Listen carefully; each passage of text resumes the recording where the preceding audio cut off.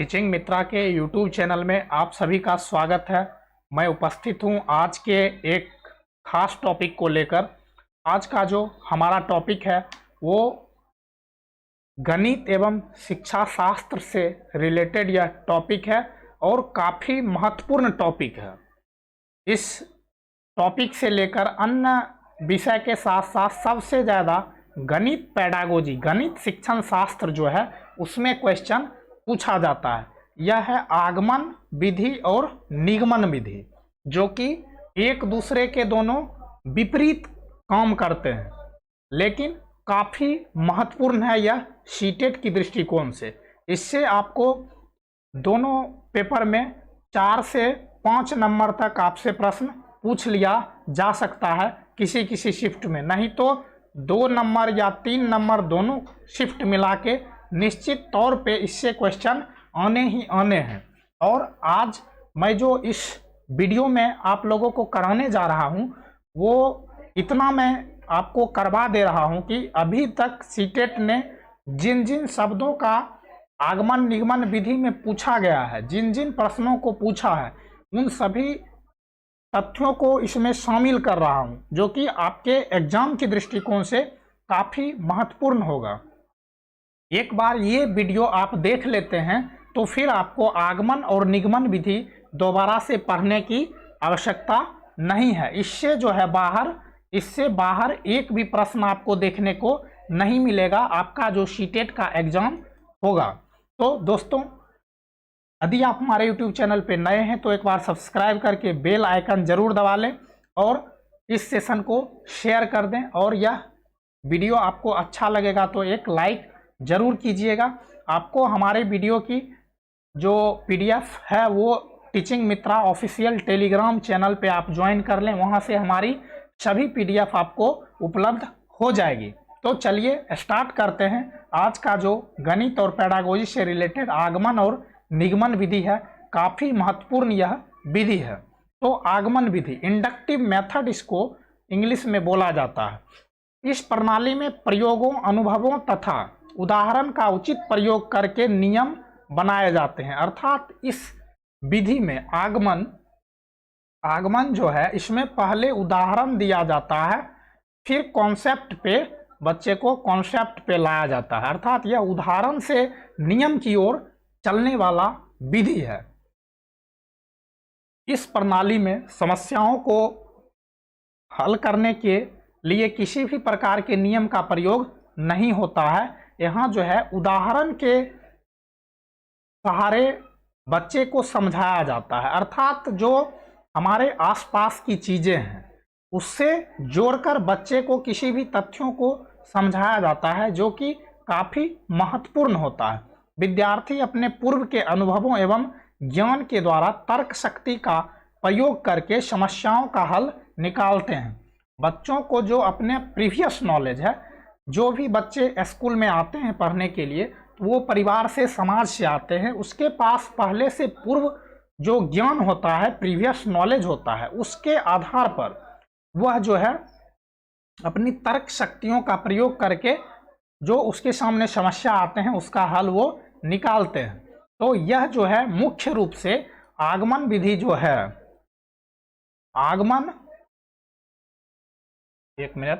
आगमन विधि जो है,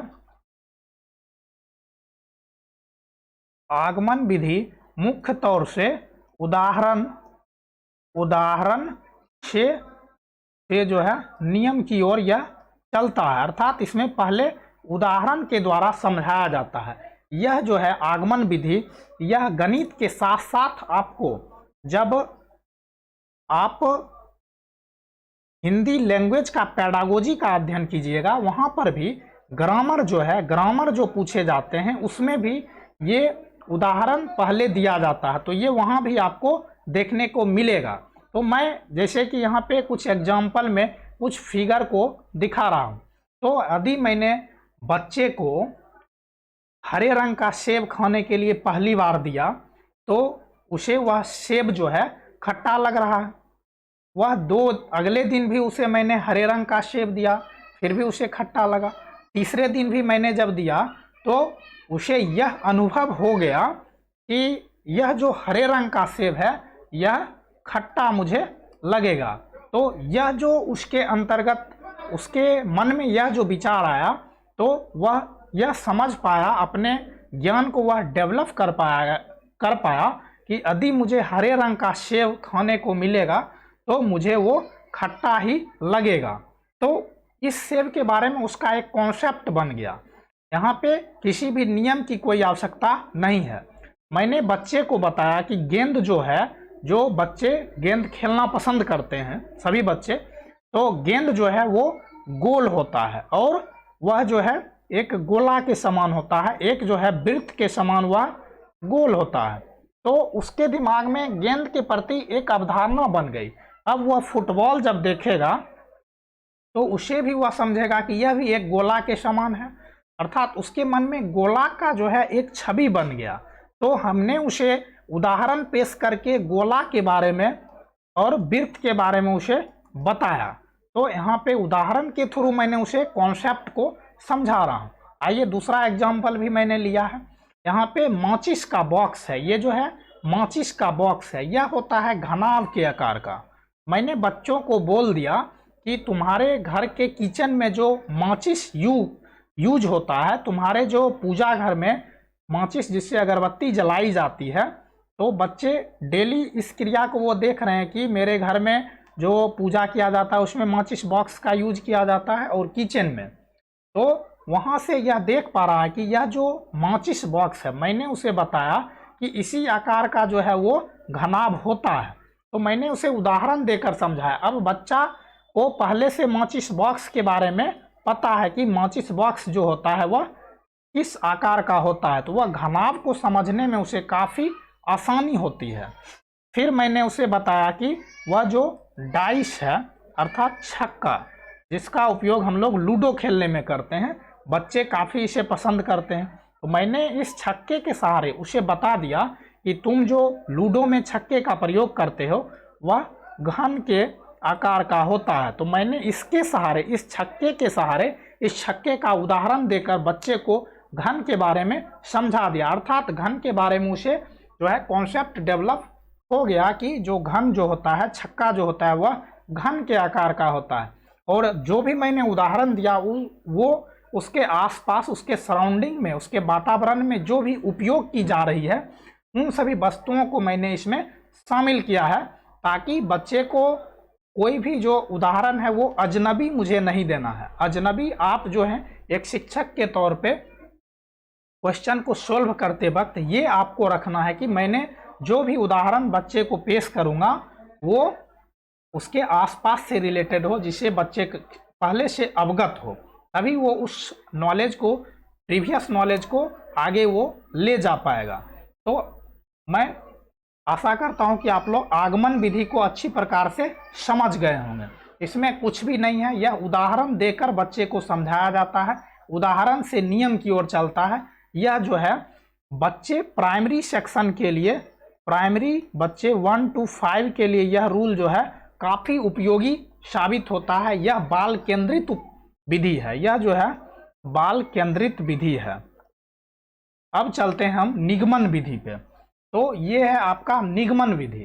तो निगमन विधि, जिसे कि डिडक्टिव मेथड बोला जाता है, यह प्रणाली आगमन प्रणाली के बिल्कुल विपरीत प्रणाली है। मैंने जो आगमन प्रणाली में उदाहरण से नियम की बात कर रहा था, लेकिन इस विधि में नियम से उदाहरण की ओर बातें की जाती है। इसमें पहले नियम बच्चे को बता दिया जाता है, फिर नियम से उदाहरण उसे बताया जाता है, नियम के थ्रू उसे किसी भी समस्या का हल निकालने के लिए उसे कहा जाता है। इस विधि में छात्र स्वयं नियम नहीं बनाते हैं, उन्हें पहले नियम या सूत्र बता दिया जाता है, उस नियम सूत्र के अनुसार समस्या का समाधान वो करते हैं। यह स्वतंत्र विधि नहीं है, यह जो है स्वतंत्र विधि नहीं है, यह शिक्षक केंद्रित विधि, यह शिक्षक केंद्रित विधि है। इस विधि का ज़्यादातर प्रयोग बीजगणित, अलजेब्रा, रेखागणित एवं त्रिकोणमिति में होता है। इस विधि में आगमन विधि के उदाहरण की जांच करने की भी विधि कही जाती है। आगमन विधि में जो मैंने उदाहरण दिया उसका जो जांच है, उसका जो प्रूफ है, वो भी इस विधि में किया जा सकता है निगमन विधि में। तो यहाँ पे मैंने बताया कि पहले जो है नियम, यहाँ पे आपको इस तरह से याद रखना है कि निगमन, तो यहाँ पे पहले नियम, दोनों का पहला लेटर बराबर है, तो आपको इस तरह से याद रखना है कि यहाँ पे निगमन और नियम दोनों का पहला लेटर बराबर है, अर्थात निगमन में नियम जो है वो पहले आएगा, उसके बाद उदाहरण की बात करेंगे, लेकिन जो आगमन विधि है उसमें उदाहरण की बात हम पहले करेंगे। जैसे कि मैंने बच्चे को बता दिया पहले सूत्र, साधारण ब्याज का यह फॉर्मूला होता है मूलधन गुना समय गुना दर बट्टा 100। अब बच्चे को मैं डाटा दे दिया कि मूलधन 100 रुपया है, मूलधन 100 रुपया है, दर जो है वह 4% है और समय जो है वह 3 वर्ष है। तो साधारण ब्याज क्या होगा, साधारण ब्याज जो है वो क्या होगा। तो इसमें बच्चे को तर्क करने की कोई आवश्यकता नहीं है, सीधा वो इस फॉर्मूला पे इसको डाटा को सेट करके और सॉल्यूशन निकाल लेगा, जो आपका आंसर आएगा वो सीधा यहाँ पे आंसर हो जाएगा। तो इसमें तर्क करने की उसे कोई भी आवश्यकता नहीं है, उसे सूत्र पहले से दे दिया गया है। यह विधि शिक्षक केंद्रित विधि होता है, इस विधि में शिक्षक और छात्र को मेहनत जो है कम करना पड़ता है। दूसरा एग्जाम्पल मैंने लिया है, एक राइट एंगल ट्रायंगल है, समकोण त्रिभुज है, इसका क्षेत्रफल निकालना है। तो इसका जो क्षेत्रफल होता है वो हाफ गुना आधार, ये जो है आधार है और ये जो है ये लंबाई है, ये सॉरी ऊंचाई है, यह जो है यह ऊंचाई है और यह जो है कर्ण होता है। तो यहाँ पे हाफ गुना आधार गुना ऊंचाई होता है। मान लीजिए कि यह जो है यह है 9 और यह 12 है, तो इसका जो है क्षेत्रफल निकालना। तो बच्चा जो क्या करेगा, यहाँ पे इसको सेट कर देगा, आधार 9 है और ऊंचाई 12 है, 2 6 के 12, 9 6 के 54 सेंटीमीटर में है, तो सेंटीमीटर स्क्वायर, ये सीधा सीधा निकाल देगा, इसमें उसे दिमाग लगाने की कोई आवश्यकता नहीं है। तो आप समझ गए होंगे निगमन विधि, इसमें 9 से निगमन और 9 से नियम, इसको आपको याद रखना है। अब आते हैं निगमन और आगमन विधि का जो मुख्य बातें हैं। तो आगमन विधि का जो मुख्य कॉन्सेप्ट है, मुख्य बातें जो कि एग्जाम की दृष्टिकोण से काफ़ी भी आई है, आपको ऑप्शन में इस सभी शब्दों का प्रयोग मिलेगा। तो यह जो है सामान्य से सूक्ष्म से सामान्य की ओर जाता है, अर्थात यह जो है विशिष्ट से जनरल की ओर जाता है, उदाहरण से नियम की ओर। मैंने बताया है उदाहरण से नियम की ओर आगमन विधि का यह प्रमुख गुण है। अब यह मूर्त से अमूर्त की ओर जाता है, जो कि हमने पहले उसे उदाहरण दे दिया, फिर उससे वो दूसरे चीज़ों के बारे में सोचना प्रारंभ किया, तो यह मूर्त से अमूर्त की ओर जाता है। अब है ज्ञात से अज्ञात, उसे पहले से जो ज्ञात है उससे अज्ञात चीज़ के बारे में वो अध्ययन करना चाहता है, उसके बारे में वह जो है कॉन्सेप्ट बनाता है। अब है विशिष्ट से सामान्य की ओर, तो विशिष्ट से सामान्य जो कि सूक्ष्म से सामान्य की ओर, यही बात है। प्रत्यक्ष से प्रमाण की ओर, तो प्रत्यक्ष जो उसको मैंने एग्जाम्पल दिया, जैसे कि एक डाइस छक्का का एग्जाम्पल दिया, अब इसका जो है वो प्रमाण अर्थात प्रूफ करने की सोचेगा, तो प्रत्यक्ष से प्रमाण की ओर जाता है। इसमें जो है तर्क और चिंतन दोनों का विकास होता है। यहाँ पे अपसारी चिंतन का विकास होता है। अपसारी चिंतन अर्थात वह विभिन्न दिशाओं में सोच पाता है, करके सीखना, वह जो है करके सीखता है। तो आपको ऑप्शन में सीधा सीधा ये सभी छपेगा कि आगमन विधि जो है उस विधि में किन किन बातों का विकास होता है, या फिर आगमन विधि से संबंधित इसमें कौन सा बिंदु नहीं है उसे छांटना है। तो आपको जब ये सभी बिंदु पता होंगे तभी आप उससे छांट पाएंगे। यह नीचे से ऊपर की ओर जाता है। यह जो विकास है इसमें बच्चे का जो मानसिक विकास होता है वो नीचे से ऊपर की ओर होता है। यह प्राथमिक कक्षा के लिए लाभकारी होता है, अर्थात प्राइमरी जो सेक्शन है, प्राइमरी सेक्शन के लिए यह 1 to 5 के लिए काफ़ी लाभकारी होता है। इसमें बच्चों में आलोचनात्मक चिंतन का विकास होता है, क्योंकि वह अलग अलग वस्तुओं का जो है खोजना प्रारंभ करता है, उसके बारे में सोचना प्रारंभ करता है। इसके द्वारा अस्थायी ज्ञान अर्थात करके जब वह सीखेगा, लर्निंग लर्निंग बाय डूइंग, करके जब सीखेगा तो यह उसके लिए अच्छी बातें होंगी। इसके प्रश्न जो है खुले सिरे वाले होते हैं, अर्थात जो भी उदाहरण दिए उसके वो विभिन्न पहलुओं से सोच सकते हैं। ओपन इंडेड क्वेश्चन होते हैं, काफ़ी बार यह पूछा भी जा चुका है और काफ़ी इम्पोर्टेंट है। आगमन विधि के जो मुख्य बातें थे वो मैंने आपको बता दिए। अब चलते हैं निगमन विधि की जो मुख्य बातें हैं। तो निगमन विधि जो है उसके जस्ट विपरीत चलता है, सामान्य से ये सूक्ष्म की ओर जाएगा, जनरल टू स्पेसिफिक जाएगा। अब है नियम से उदाहरण की ओर। निगमन 9 से नियम और 9 से निगमन होता है, तो ये जो है इससे आपको याद रखना है। अमूर्त से मूर्त की ओर जाता है, अज्ञात से ज्ञात की ओर जाता है। इसमें अभिसारी चिंतन का विकास होता है। यह उच्चतर कक्षाओं के लिए उपयोगी है क्योंकि इसमें करके सीखने पे कोई फोकस नहीं किया जाता है। इसमें जो है रटने वाली याददाश्त प्रवृत्ति बच्चों में ज़्यादा बढ़ती है। इसके जो प्रश्न होते हैं वो बंद सिरे वाले होते हैं, क्लोज इंडेड क्वेश्चन होते हैं। जैसे कि मैंने बच्चे को दे दिया कि ये राइट एंगल ट्रायंगल है, इसका जो है क्षेत्रफल आपको पता करना है। इसका क्षेत्रफल 1/2 इंटू आधार इंटू ऊंचाई होता है, तो इसमें वो कोई परिवर्तन नहीं कर सकता है। जो डाटा दिया है उस अनुसार उसका आंसर आएगा। तो ये क्लोज इंडेड प्रश्न होते हैं। यह बहुत ही सरल और सुविधाजनक होती है। तो यह जो है काफ़ी आसान होता है क्योंकि इसमें कुछ करना नहीं पड़ता है। बना बनाया हुआ ऑप्शन, बना बनाया हुआ फॉर्मूला है, उससे पुट करना है और आंसर निकालना है। इसमें बच्चों की स्मरण शक्ति का विकास होता है। इसमें छात्र और शिक्षक को कम परिश्रम करना पड़ता है। यह जो है ऊपर से नीचे की ओर जाता है और यह जो है शिक्षक केंद्रित होता है, जो कि नहीं होना चाहिए। कोई भी शिक्षा जो है बाल केंद्रित होना चाहिए।